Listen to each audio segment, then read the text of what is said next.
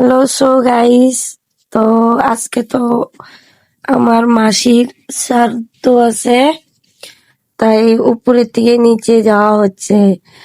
ছোট মাসি অনেক উপরে থাকে আর বড় মাসিটা নিচে থাকে। আমার বড় মাসিটাই চলে গেছে দুনিয়া ছেড়ে। মাসির আত্মাকে শান্তি দুঃখ সেটাই ভগবানের কাছেই প্রার্থনা করি। তো চলো যাওয়া যাক, মাসিদের বাসায় দেখতে পারবে।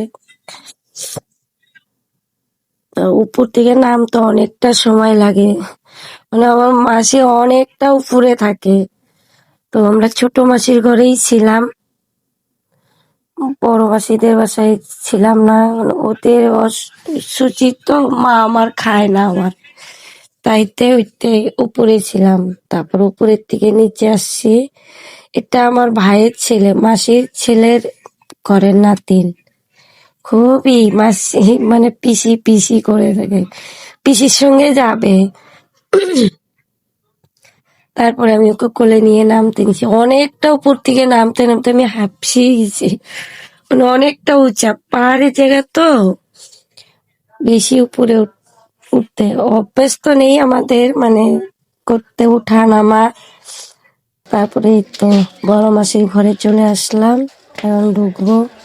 তো শ্রাদ্ধ অলরেডি পুরো আধা হয়ে গেছে, আমাদের লেট হয়ে গেছে আসা এখান থেকে। তারপরে আমার এখানে মেজ মাসিটা কাঁদতেছিল, কে আওয়াজ তুলছে। ওর এই যে এইখানে বড় মাসির ছেলেদের দেখতেই পাচ্ছ, এই যেটা আমার বড় মাসি, খুব ভালো ছিল। আমরা যখন যেতাম না, সব সময় সেই ডাকতো, আদর করতো, খুব ভালো ছিল। হঠাৎ করে কিবা হলো, বাড়িতে নারায়ণ পূজা হতেছিল, তারপরে কীর্তনের দিনই রাত্রে চলে গেছে। তারপরে এখানে এই যে আমার একটা বড় বৌদি, ওই যে ওই পাশেরটা, এটা হলো ছোট বউ, সবার ছোট বউ। তারপরে এটা এর বউ, এটা ছিল ও। আর এটা দীপেন্দা, এটা মেজো দাদা। তারপরে এখানে যে আছে আরো আমার দুইটা দাদা আছে, ওদের ওখানে পাই নেই। ওরা ওই এটা আমার হলো মাসি। মাসিটাই খুব কাঁদতেছিল, খালি একসঙ্গে থাকতো তো দুই বোনে। তারপরে এই যে মাসির এটা ছোট ছেলের বউ, মেজো মানে 2 নম্বর ছেলের বউ।